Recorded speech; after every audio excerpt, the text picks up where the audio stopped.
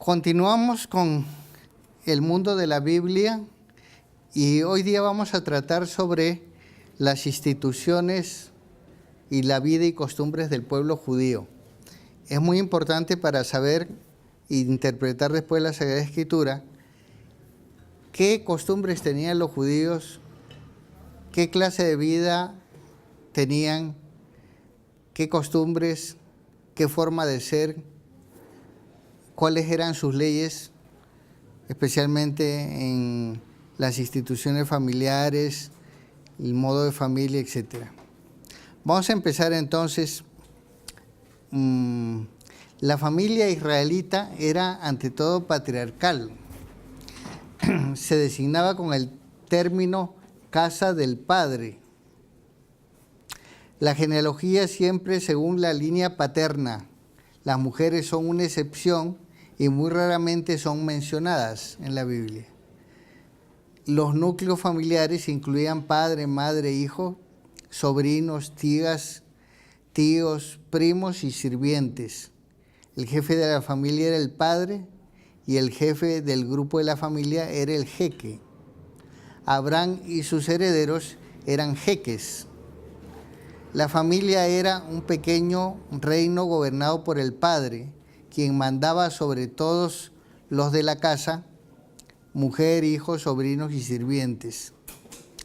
Los hijos eran educados para que aceptaran ese tipo de autoridad, según el Éxodo 20:12, y se la refutaban amenazando de esa manera la unidad familiar.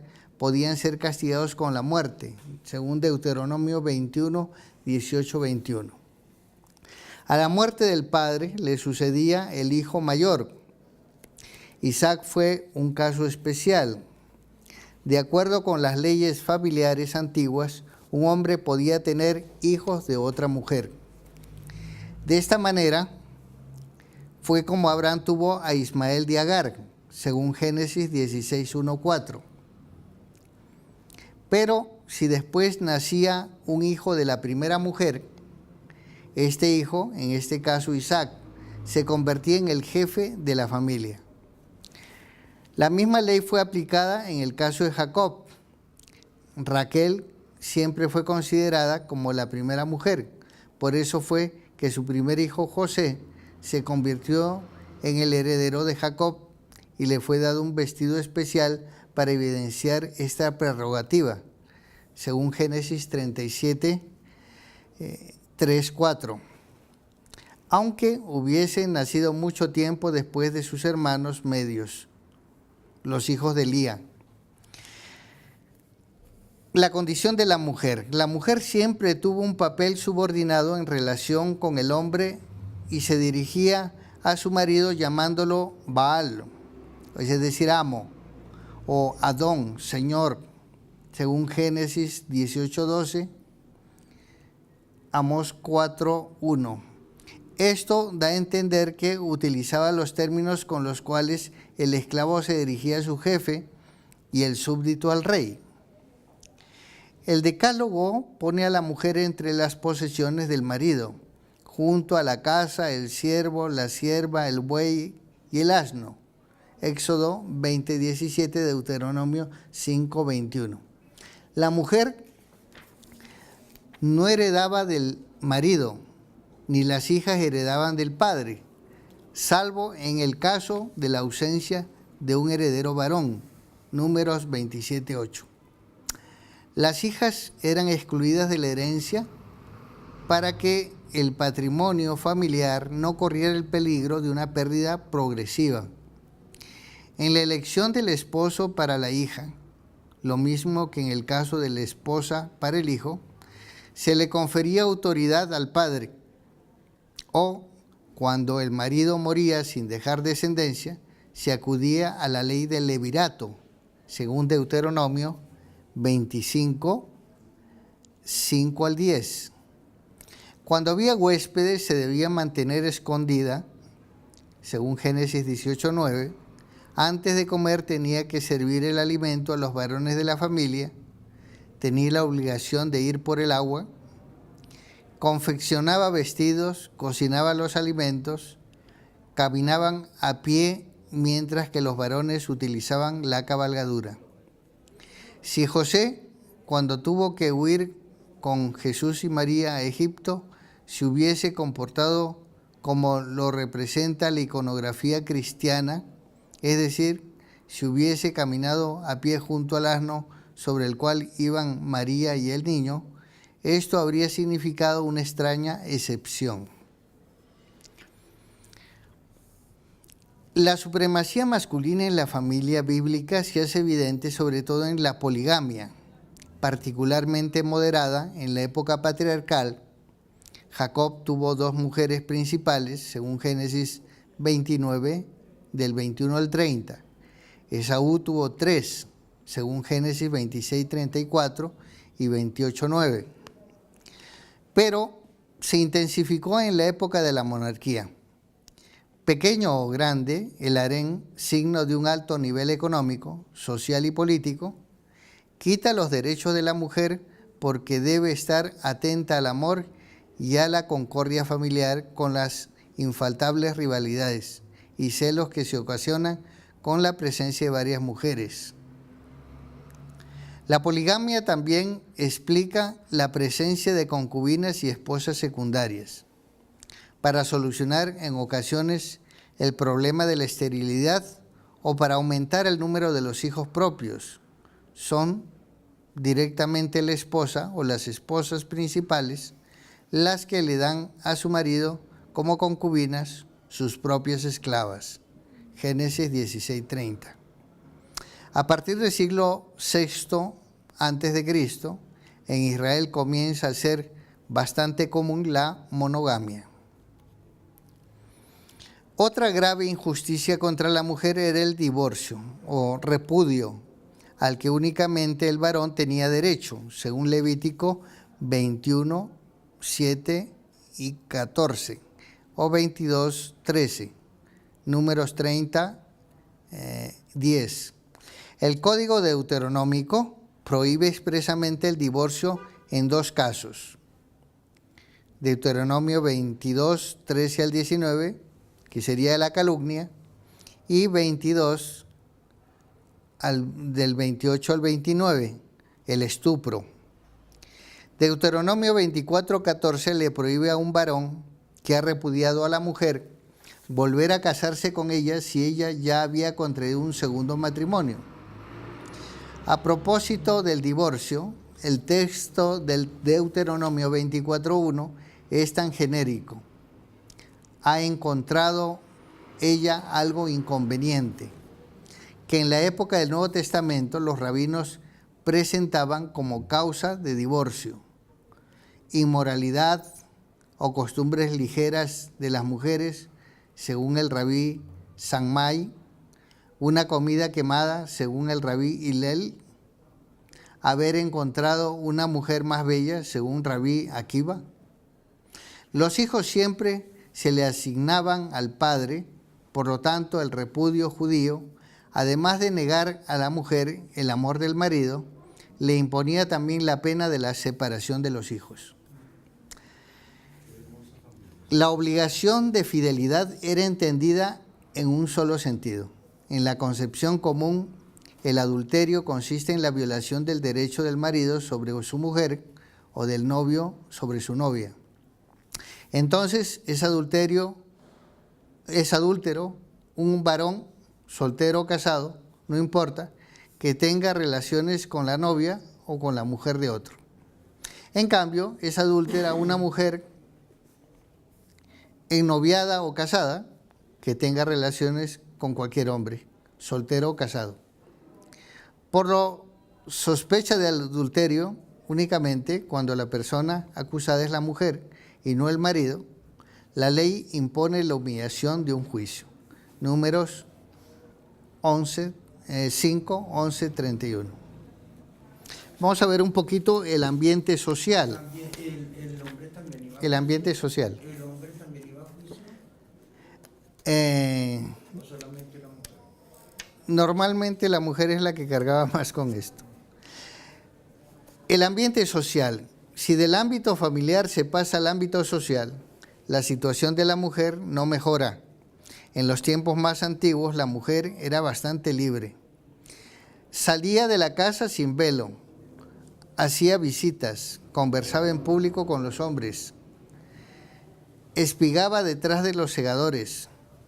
En la edad greco-romana, en cambio, la mujer se vio sujeta a mayores restricciones que la convirtieron prácticamente en una reclusa.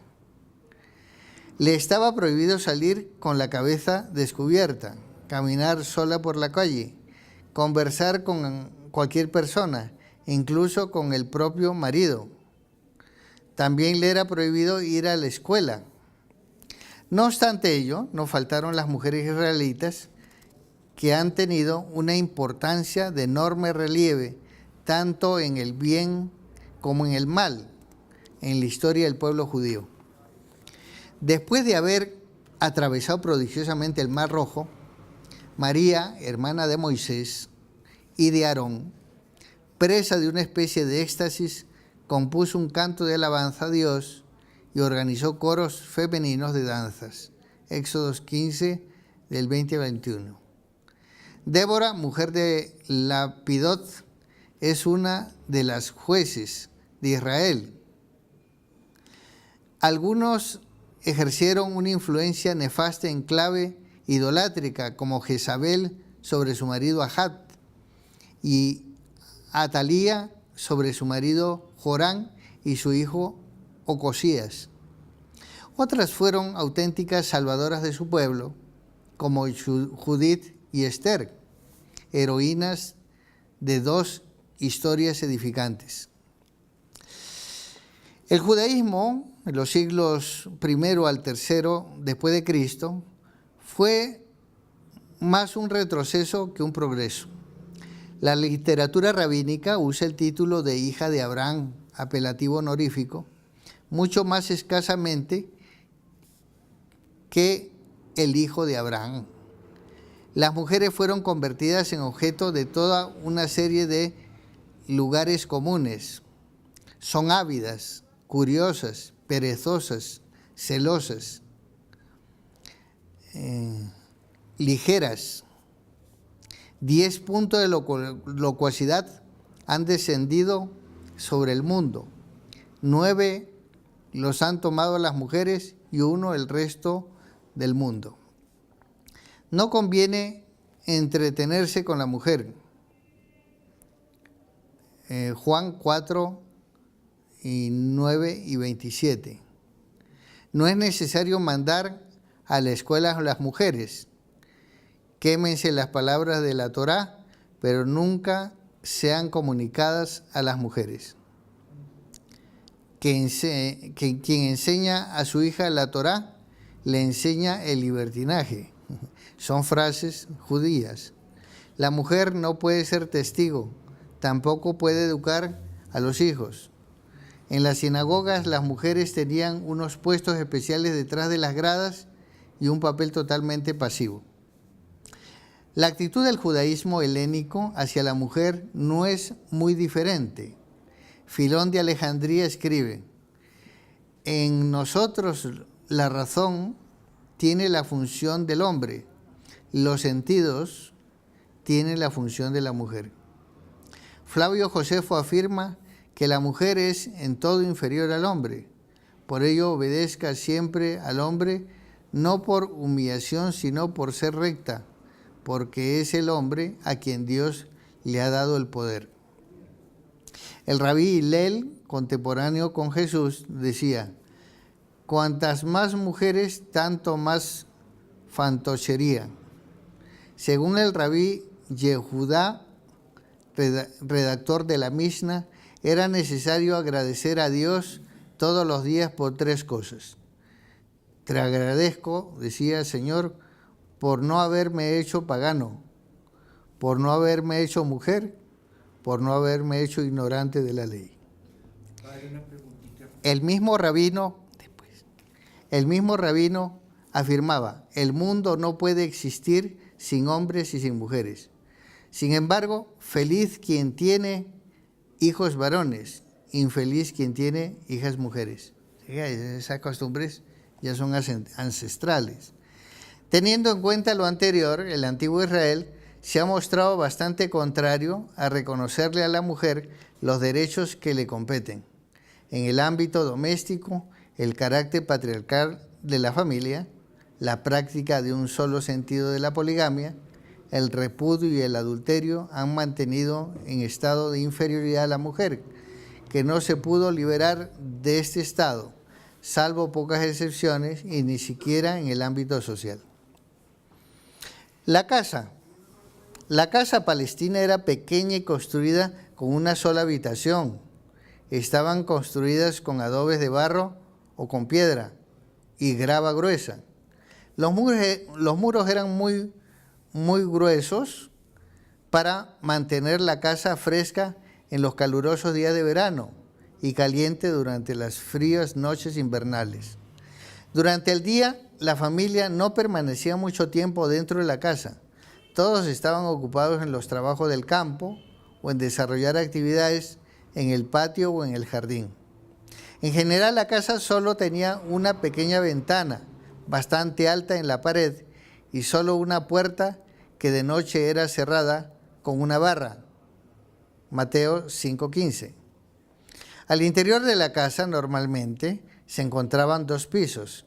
El piso inferior, cercano a la puerta, era de tierra pisada.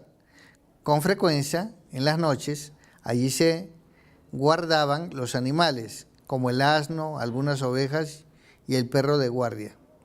La familia encendía el fuego en esta parte de la casa para calentar la habitación y cocinar los alimentos. La mayoría de las veces las casas estaban desprovistas de chimenea, por lo cual las paredes y el techo se ennegrecían debido al humo. La planta superior tenía un piso de piedra. Allí la familia consumía los alimentos, se sentaba a hablar y dormía durante la noche. La casa estaba provista de un techo plano construido con palmeras organizadas sobre gruesas vigas de madera. La familia se servía mucho del techo, al cual se subía por una escalera que se ubicaba a lo largo del muro exterior de la casa. Sobre el techo se descargaban cereales y frutas y se conservaba parte de la cosecha. En las noches de verano la familia subía al techo a dormir y a menudo los hombres subían al techo a rezar y allí también guardaban sus herramientas de carpintería. A los lados del techo había un parapeto para evitar que las personas se cayeran. ¿Qué vestuarios utilizaban? Tanto los hombres como las mujeres utilizaban un vestido que estaba en contacto con la piel, la túnica, y otro que era exterior, el manto. La túnica era una especie de camisa de lana, lino o algodón. Algunas túnicas tenían aberturas para los brazos y otras tenían mangas largas. Las túnicas de las mujeres eran largas hasta los tobillos y con frecuencia eran de color azul. También tenían un escote en V con recamados a lo largo de los bordes. Algunas veces los hombres utilizaban debajo de la túnica un vestido íntimo que era casi como un calzoncillo. La túnica de los hombres era apretada la cintura con una correa de cuero o de tela, que algunas veces estaba provista de un bolsillo para guardar el dinero. No se utilizaba algún vestido especial para la noche. Se soltaba la correa y se metían a la cama con la túnica puesta. El vestido externo era llamado manto o túnica. Estaba hecho con tejido de lana y era envuelto alrededor del cuerpo para protegerse del frío. Tenía abertura por los brazos. De noche los mantos eran usados para cobijas. El manto de las mujeres era más largo que el de los hombres, cubría los pies y era ceñido a la cintura por una correa. Los hombres también llevaban un solideo, la kipá, signo de la sumisión a Dios. Las mujeres, en cambio, llevaban velos rectangulares en la cabeza. Con frecuencia, las mujeres solteras también llevaban un velo sobre la cara, en señal de modestia. Génesis 24, 65.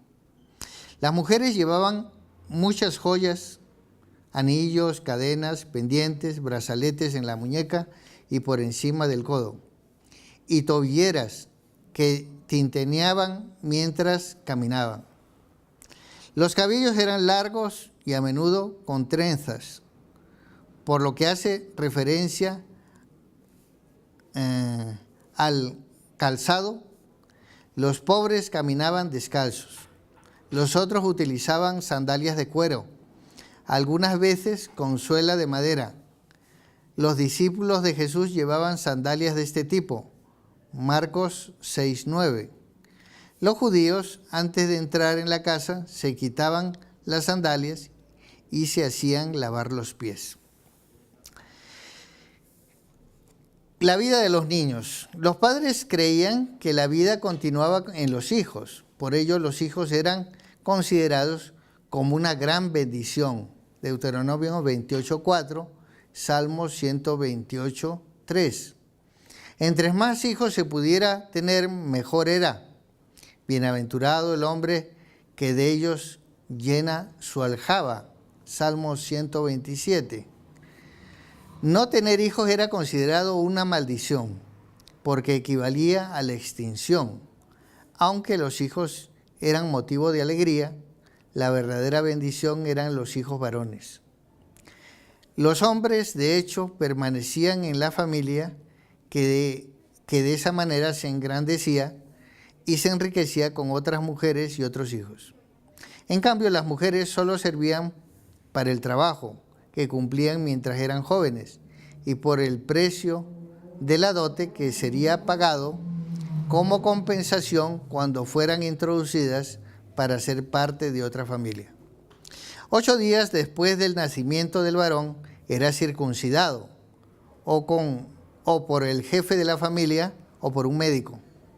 Normalmente, durante los 8 días que pasaban entre el nacimiento y la circuncisión, existía una especie de fiesta familiar. Antes de ser adoptada por los judíos, la circuncisión era probablemente un rito de iniciación a través del cual se consagraba a la divinidad la sexualidad del niño. Esta práctica se convirtió en señal de pertenencia al pueblo de Dios, según Génesis 17:10. El rito de la circuncisión estaba acompañado por la imposición del nombre del recién nacido, Lucas 2:21. Los nombres tenían un significado preciso.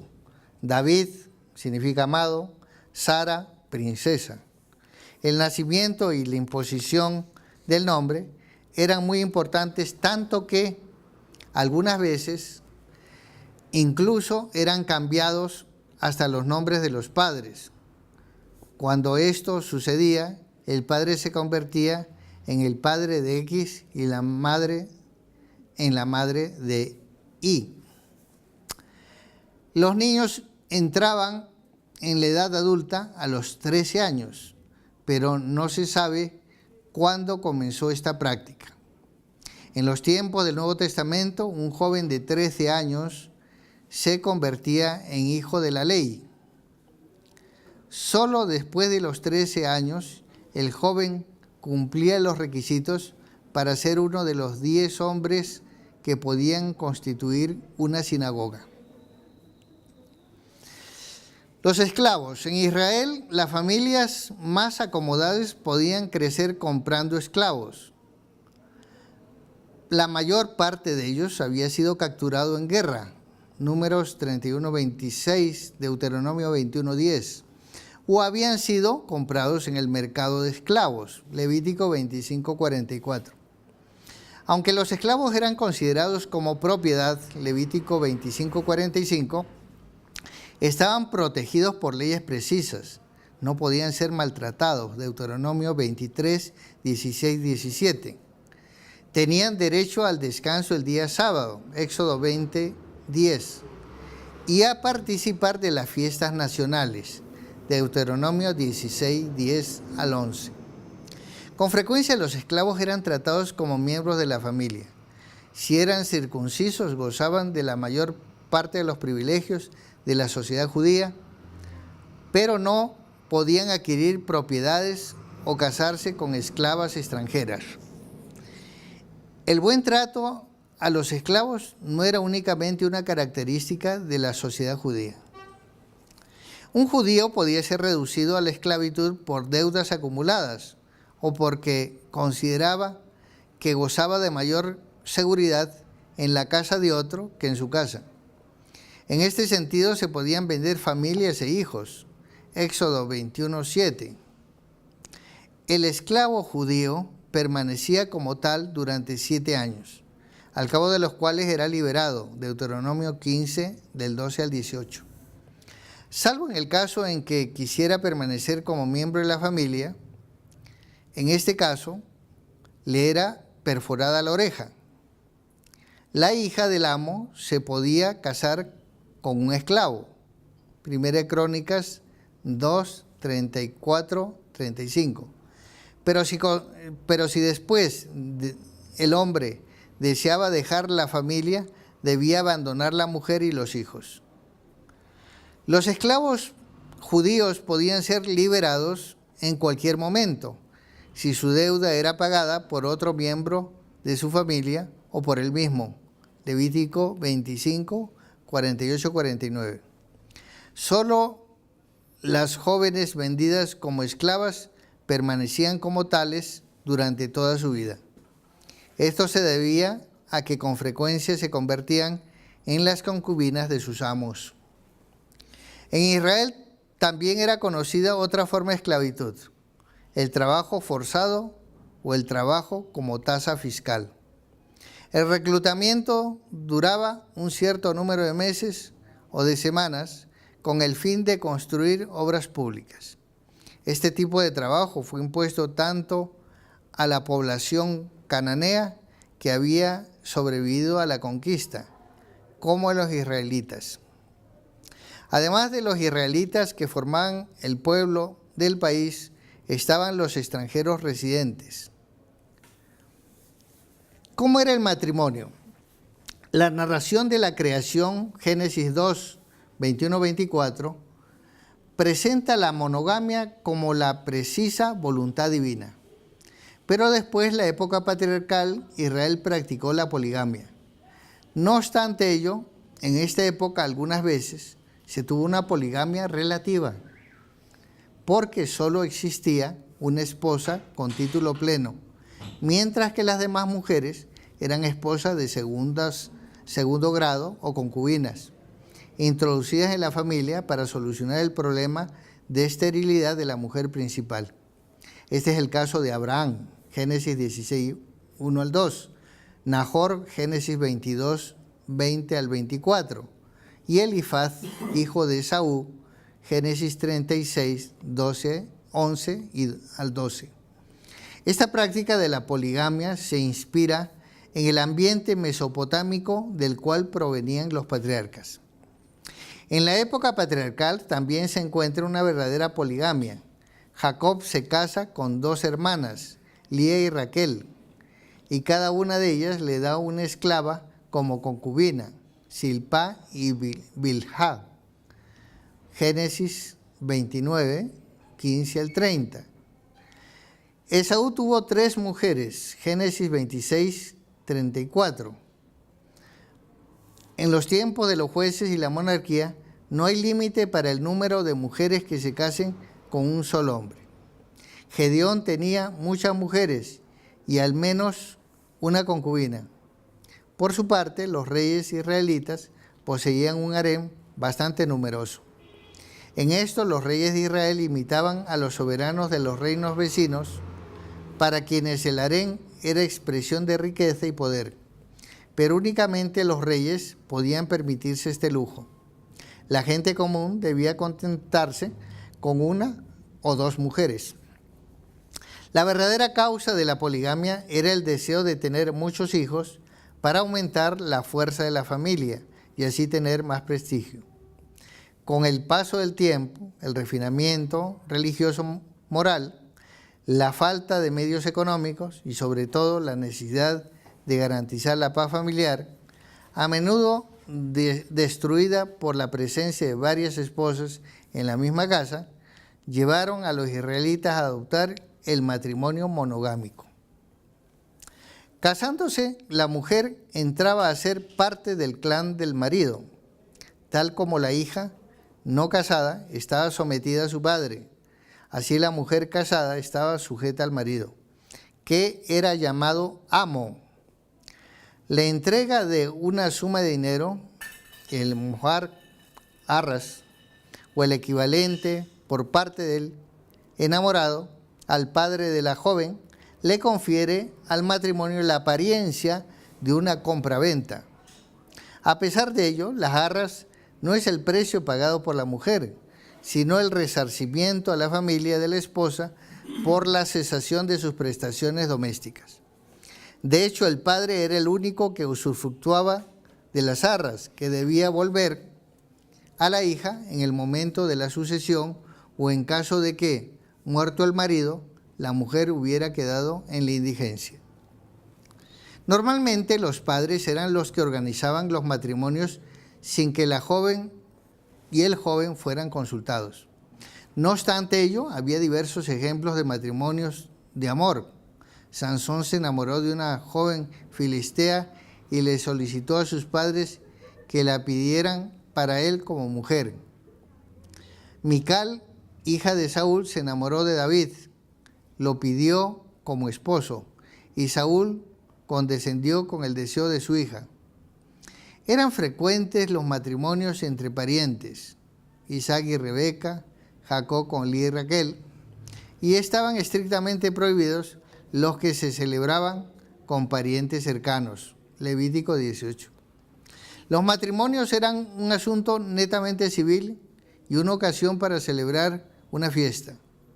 Un año después de que el contrato se había sellado, el esposo organizaba la fiesta. Para ello, pedía ayuda a alguien notable del pueblo que le pudiera poner a su disposición una sala lo suficientemente grande. Él le agradecía concediéndole el honor de presidir la comida. Es aquel que Juan, en la narración de las bodas de Caná, llama el mayordomo, Juan 2:8. Como normalmente se hacía en los demás días, las mujeres no comían en la misma mesa de los hombres. Cuando la madre de Jesús se dio cuenta de que el vino se había terminado, probablemente se encontraba en el patio donde se cocinaba y aprovechó las necesidades del servicio para entrar en la sala del banquete a decírselo a su hijo. La ceremonia principal consistía en el cortejo nupcial, mediante el cual el esposo, acompañado por los amigos con tambores y música, llevaba hasta su casa a la esposa con velo, adornada con joyas, Isaías 61:10, y rodeada por las amigas, Salmos 45:15. Normalmente el banquete nupcial duraba 7 días, Génesis 29:27. Los banquetes nupciales se desarrollaban siempre por la tarde y comenzaban poco antes que cayera la noche. El matrimonio con ley de levirato. En el ámbito matrimonial está presente en Israel la institución de levirato, de latín levir, cuñado. Ordenaba para dar descendencia al varón que se había muerto sin dejar hijos. De acuerdo con Deuteronomio 25, cuando un hermano moría sin haber tenido hijos, la viuda debía ser tomada como mujer por alguno de los hermanos que le sobrevivían. El primogénito del nuevo matrimonio, solo él, era considerado hijo del difunto. El cuñado podía refutar las nupcias con la viuda mediante una declaración delante de los ancianos del lugar, lo cual era tenido como un acto deshonroso. Y por ello la viuda que era rechazada le quitaba la sandalia y le escupía en la cara. Mediante la cachetada, la mujer era liberada de la unión con el cuñado y podía casarse con quien quería. La ley del levirato no se aplicaba si el hermano había nacido después de la muerte del difunto, que no había dejado prole. Si el cuñado también había nacido así, hubiese sido un día antes de la muerte del hermano. La viuda estaba unida a él y debía esperar a que el niño cumpliese 13 años de edad, cuando podría legalmente contraer matrimonio por la ley del levirato o liberar a la mujer con la cachetada. Bueno, el matrimonio rabínico. Según la concepción rabínica, y esto es muy interesante para darse cuenta de la importancia de lo que nos dice el Evangelio sobre el matrimonio de San José y la Virgen. Según la concepción rabínica, el matrimonio era el estado ideal para el hombre y la mujer. Para el hombre, el matrimonio era una obligación religiosa. La mujer no estaba obligada al matrimonio, pero era intensamente exhortada a no permanecer soltera. Mediante el matrimonio, el hombre no solamente ayudaba a la conservación del género humano, sino que también se realiza plenamente como ser humano. Un hombre que no tiene una mujer no es un ser humano, porque está escrito, hombre y mujer los creó y los llama ser humano. Del deber del matrimonio parece, solo se escaparon pocos hombres. Es interesante el caso de Ben Asaías, discípulo del rabí Akiva. Él, aunque parangonaba al hombre que no procreaba con uno que no hace parte de la semejanza con Dios, permaneció célibe y dio esta motivación. ¿Qué debo hacer si mi alma desea la Torá? Que el mundo sea conservado por otros. Para llegar al matrimonio se daban 3 grados: noviazgo, esponsales y nupcias. Técnicamente, según los preliminares del matrimonio realizados por los enamorados o por sus padres o sus parientes, como el noviazgo era obligatorio, quien iniciaba el matrimonio sin tenerlo era castigado con la flagelación. Estos preliminares se referían a fecha y lugar de la celebración del matrimonio y precio para adquirir a la enamorada. Esos acuerdos normalmente eran orales. Las condiciones de este contrato eran puestas por escrito al tiempo de los esponsales. Por lo que se refiere a la edad, el hombre podía contraer matrimonio válido a partir de los 13 años y un día. La mujer a partir de los 12 años y un día. La mujer, hasta que no hubiese cumplido los 12 años, necesitaba permiso del padre. Normalmente, el padre entregaba a su hija en matrimonio cuando todavía era menor y sin su consentimiento. Un matrimonio realizado así era considerado válido y únicamente se podía disolver por el divorcio o por la muerte de una de las dos partes. El matrimonio verdadero y propiamente tal se consumaba en 2 fases: los esponsales y las nupcias. Con los esponsales, el acuerdo oral hecho en el momento del noviazgo debía ser puesto por escrito y estar acompañado del acto formal de la adquisición. El consenso de la enamorada era condición necesaria para la validez de los esponsales, excepto en el caso de una menor de 12 años. Los esponsales podían darse de 3 maneras. Bueno, eso lo vamos a obviar un poco. Los esponsales producían una unión jurídica que solo se podía romper con la muerte de uno de los 2 contrayentes o por el divorcio. No obstante lo anterior, los esponsales no tenían como consecuencia los derechos y los deberes que existen entre el marido y la esposa. El acto sexual estaba prohibido y el marido no estaba obligado a mantener a la mujer. El matrimonio verdadero y propio sucedía cuando la mujer, después de los esponsales, era introducida en la cámara nupcial. Para una mujer virgen, esto sucedía 1 año después de los esponsales. Para una viuda o una divorciada, 30 días después de los esponsales. Desde el siglo XII en adelante comenzó a ser usual unir esponsales y nupcias, es decir, hacerlas coincidir en una única ceremonia en la misma fecha. Un poco acerca de la muerte y la sepultura. En los tiempos más antiguos de la historia de Israel, no se creía en una vida después de la muerte, y por ello se pensaba que los padres solo vivían en el recuerdo de sus hijos y descendientes. Más tarde se comenzó a creer que los muertos eran acogidos en un mundo inferior, el Sheol, donde las personas eran sombras de su pasado. Únicamente en la época de Daniel, siglo II a.C., se comienza a hablar de resurrección para la vida eterna y de castigo eterno. Daniel 12:2. La antropología hebrea ignora, al menos hasta la época greco-romana, la distinción entre alma y cuerpo. Por eso también, después de la muerte, el individuo sigue existiendo en una situación de extrema debilidad hasta que existan su cuerpo o al menos sus huesos. De esta manera se justifica la preocupación por asegurarle al muerto una sepultura. La falta de sepultura era la peor maldición. Primera Reyes 14:11, Jeremías 16:4, Ezequiel 29:5. Y por ello el entierro de una persona prevalecía sobre el descanso sabático. Apenas una persona moría, comenzaban los llantos y los lamentos para anunciarles a los vecinos que alguien se había muerto. Las familias ricas contrataban grupos de personas para que hicieran lamentos, aumentando el alborozo.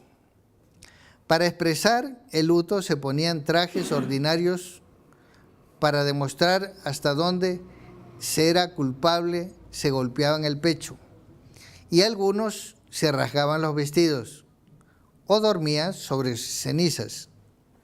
Los israelitas no practicaban ni el embalsamamiento ni la cremación de los cadáveres. Como el clima era muy caliente, era fundamental sepultar al difunto antes de que el cuerpo comenzara a descomponerse. A las 3 horas de morir, el difunto envuelto en lino será llevado al lugar de la sepultura. Sobre la cabeza le era puesto una especie de tocado, sudario, y con frecuencia la boca se le mantenía cerrada con una venda o banda que pasaba por debajo del mentón. En casos excepcionales el cuerpo era recubierto de aromas, ungüentos, y eran restregados contra el cadáver con franjas de las mismas vendas. La sepultura podría ser una gruta natural o una gruta excavada. Las grutas naturales eran alargadas y dotadas de nichos en los cuales se podían poner más cuerpos. Cuando los cuerpos se habían descompuesto, los huesos eran sacados y puestos en recipientes de piedra llamados osarios. Estos recipientes eran conservados en una esquina de la gruta y así los nichos volvían a estar disponibles para otras sepulturas. Vamos a ver, porque no tenemos mucho tiempo, algunas instituciones que están bastante en la Biblia, especialmente los grupos. No vamos a hablar mucho del templo, que conocemos. El templo de Jerusalén era el único templo que tenían. Realmente las sinagogas eran lugares de oración, que después de la destrucción del año 70 del templo de Jerusalén, pues ya no dejaron de tener templo y culto como lo tenían durante muchos siglos, y simplemente hacen sus rituales o sus oraciones en las sinagogas. En estas, desde tiempo antiguo, están las sectas religiosas judías. El hecho de que aparezcan en la Biblia, principalmente en el Nuevo Testamento, ciertos grupos religiosos judíos que tuvieron gran influjo en el desenvolvimiento del pensamiento religioso doctrinal del pueblo elegido, nos impulsa a estudiar su historia y doctrinas. Un conocimiento más exacto de ellas conducirá ciertamente a una mejor comprensión del Nuevo Testamento. Nuestro estudio se limita a las sectas que aparecen en tiempos inmediatamente anteriores a la venida de Cristo y en la historia del Nuevo Testamento. Son estas las sectas de los fariseos, saduceos, esenios, qumránicos, celotas, herodianos y samaritanos. Vamos a ver primero los fariseos.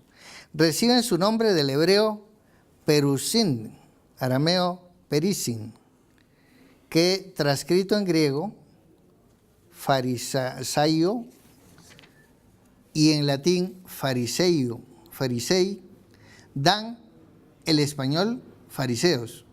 El nombre hebreo es un participio pasivo del verbo paras, que significa dividir, distinguir, de donde fariseo es lo mismo que segregado, separado del pueblo común, de las gentes indoctas y manchadas con numerosas impurezas legales.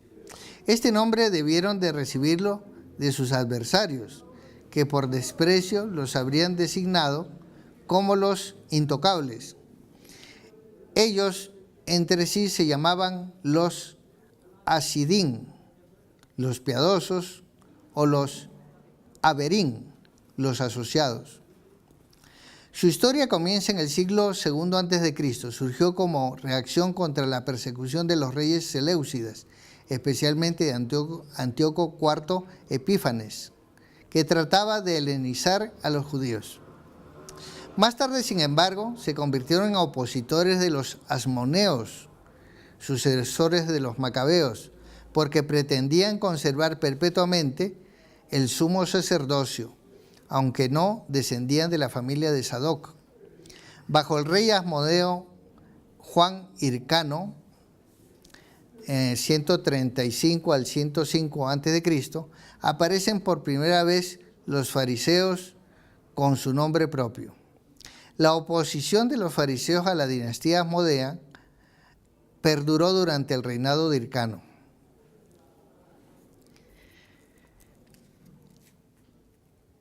Aconsejan al pueblo someterse al odiado Idumeo. Las doctrinas particulares de esta secta son diversas. Ante todo, se gloriaban de ser los intérpretes auténticos de la ley, pero a la ley añadían las tradiciones de sus antepasados, a las cuales a veces daban mayor importancia que a la misma ley escrita. Todo su empeño se dirigía a la estricta observancia de la ley y de las tradiciones. Esto se deduce claramente de las discusiones habidas entre Jesucristo y los fariseos. Ha habido rabinos que incluso han enseñado que peca más el que traspasa los ordenamientos de los escribas que el que traspasa los de la ley. En lo referente a las verdades dogmáticas, admitían las doctrinas principales que entonces creían todos los judíos, si exceptuamos a los saduceos. Admitían la inmortalidad del alma, la retribución después de la muerte, con premios y castigos, y la resurrección de la carne. Según ellos, los justos resucitarían a una vida bienaventurada, y los malos recibirían en el otro mundo el castigo de sus pecados. No admitían la metempsícosis de las almas de los justos, aunque Flavio Josefo parece hablar de ello. No eran fatalistas, sino que admitían el libre arbitrio. En cuanto a la moral, eran minuciosamente casuistas. Su conciencia moral y jurídica se manifestaba de modo particular en 3 puntos: en la observancia del sábado, en la pureza legal y en el pago de los diezmos al templo. Por lo que se refiere al sábado, habían multiplicado extraordinariamente las prohibiciones, descendiendo a regular los detalles más insignificantes, como cuántos pasos se podían dar en dicho día. A propósito de la pureza legal, habían añadido prescripciones muy numerosas y minuciosas referentes a los alimentos, al contacto con las cosas y las personas consideradas impuras, a las enfermedades y a los cadáveres, a los utensilios de uso cotidiano y a las abluciones y baños de las purificaciones. Sin embargo, la observancia estricta y exterior de las numerosas prescripciones encubría frecuentemente una gran soberbia, una refinada hipocresía y una profunda avaricia que les llevaba a traspasar los principales mandatos de la ley de Dios. Vamos a ver a los saduceos. El origen del nombre saduceo es incierto. En el Nuevo Testamento y en Flavio Josefo son llamados, y en el Talmud, saduquín. Algunos escritores antiguos, como San Epifanio y San Jerónimo, derivan la voz saduceos del hebreo sadik, justo, como si fuesen los justos por excelencia. Sin embargo, no parece probable este origen de la palabra, porque entonces tendría que ser sadiquín y no saduceos.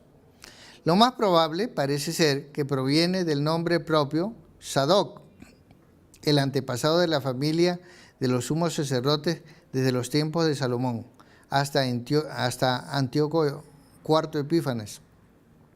De hecho, en la época de Cristo, los saduceos contaban con numerosos partidarios entre la aristocracia sacerdotal. Por lo que se refiere a sus doctrinas y creencias, Orígenes y San Jerónimo afirman que la Torá, la ley, era para los saduceos la única regla de fe y de conducta. No admitían la tradición oral, que era uno de los puntos principales en que se apoyaban los fariseos. En cuestiones dogmáticas eran conservadores, de modo que rechazaban las nuevas doctrinas que no tuvieran un apoyo escriturario explícito.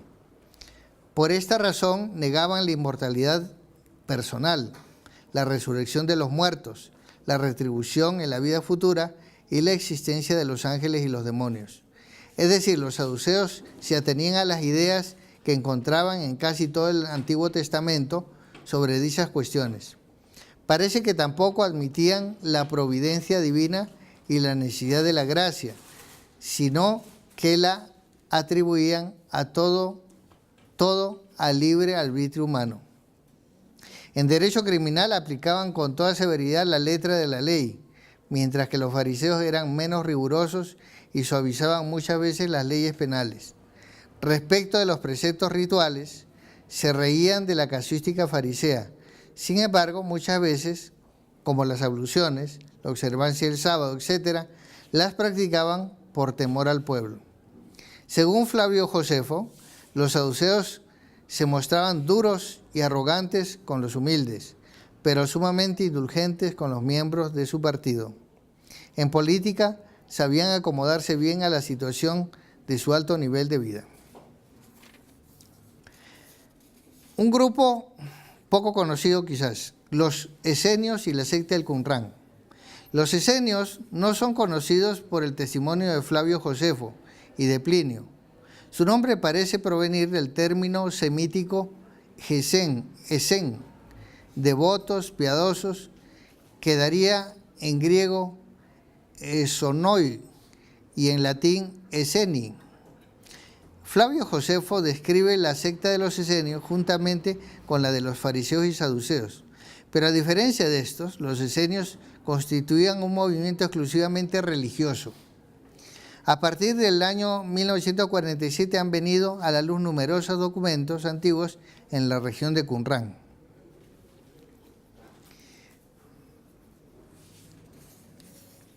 Vamos a ver, porque para no entretenernos mucho, los otros grupos, los celotas, que también están en la Biblia.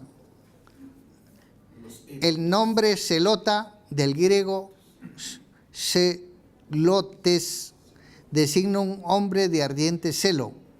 Los celotas eran fariseos extremistas desde el punto de vista político nacionalista. Consideraban lícitos todos los medios, incluso el del asesinato, con tal de desembarazarse el extranjero opresor. Solían operar en la clandestinidad y se servían de un puñal llamado sica por los romanos. De ahí que sicario se convirtiera en el equivalente de celota. En el Nuevo Testamento el apóstol Simón es llamado el Zelota. No es probable que se trate de un miembro de dicho partido, sino que posiblemente se le conocía como el Zelota por su carácter ardiente. La historia de los celotas comienza el año 6 o 7 de nuestra era, cuando el legado de Siria Quirino ordenó un censo general de las personas y de los bienes en Palestina. Con este motivo, la indignación de los judíos se manifestó con revueltas que estallaron en diversos lugares del país. Los jefes de ellas fueron un fariseo llamado Saduc y un galileo, Judas de Gamalá. Bueno, los herodianos, otro grupo también nombrado en la Biblia. Se llamaban así los partidarios de la dinastía de Herodes el Grande. Parece que eran muy más numerosos en Galilea, en donde reinó durante los bastantes años Herodes Antipas, hijo de Herodes el Grande. Los herodianos representaban una tendencia política diametralmente opuesta a la de los celotas. Buscaban el acomodamiento con las autoridades romanas y la favorecían con el fin de sacar provecho para sus fines políticos financieros.